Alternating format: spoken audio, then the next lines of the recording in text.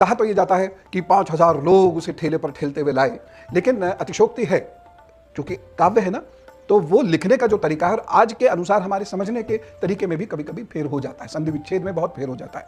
खैर, वह गाड़ी आई, उसमें पहिए लगे हुए लोहे के।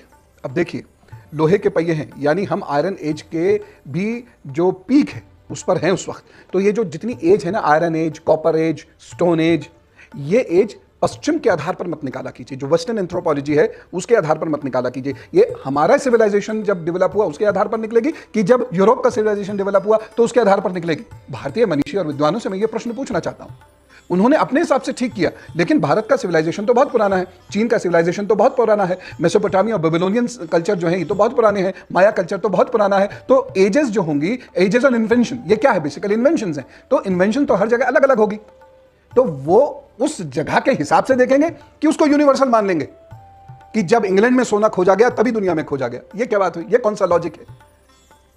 तो मैं तो बचपन में भी इस लॉजिक से कन्विंस नहीं हुआ, जबकि मैं एक बहुत साधारण बुद्धि का व्यक्ति हूं। तो बड़े बड़े बुद्धिजीवी वो कैसे सहमत हो जाते हैं इस प्रकार के बिना मतलब के लॉजिक्स के? महाभारत काल का एक रथ का पहिया मिला है जिस पर तांबे का पत्थर चढ़ा हुआ है। तो हमारे पास 5000 साल पहले कॉपर को हमें मेल्ट करके लकड़ी पर चढ़ाना आता था, हम उसका कितना बढ़िया इस्तेमाल कर रहे हैं। लेकिन कॉपर एज जो हम डिसाइड करेंगे वो यूरोपियन सिस्टम से करेंगे, ये कौन सी बुद्धि है भाई? तो खैर, विषय पर लौटते हैं। तो उस गाड़ी पर वह आता है धनुष, इसे देखते हैं और विस्मृत हो जाते हैं, और सीता मैया नहीं है वहां पर उस वक्त। और कोई ऐसा नहीं हुआ कि जैसे दिखाते ना रामलीला में या सीरियल्स वगैरह में कि मेज पर धनुष रखा है, उठा राजा यूं करके इधर देखेगा इधर देखेगा, बिना मतलब हंसेगा, हो ऐसे करके आएगा। अरे भाई, वो इतना बड़ा राजा होगा, जो भी आएगा वो ऐसी मूर्खतापूर्ण हरकतें थोड़ी करता हुआ आएगा, हो फिर यूं करेगा, फिर बैकग्राउंड म्यूजिक बनेगा, साफ पता चलता उठा ही नहीं रहा है करके। लेकिन वो सिनेमेटोग्राफी है, उसके कंपल्शन हैं।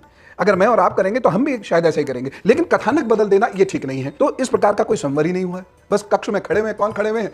कुछ ऋषि मुनि हैं जो सामान्यता रहते हैं और विश्वामित्र जी के दर्शन करने आए हैं, और कुछ सेवकगण हैं, और ये दोनों भाई हैं, और राजा कुशध्वज हैं, राजा सुरध्वज हैं, और ऋषि वाल्मीकि हैं।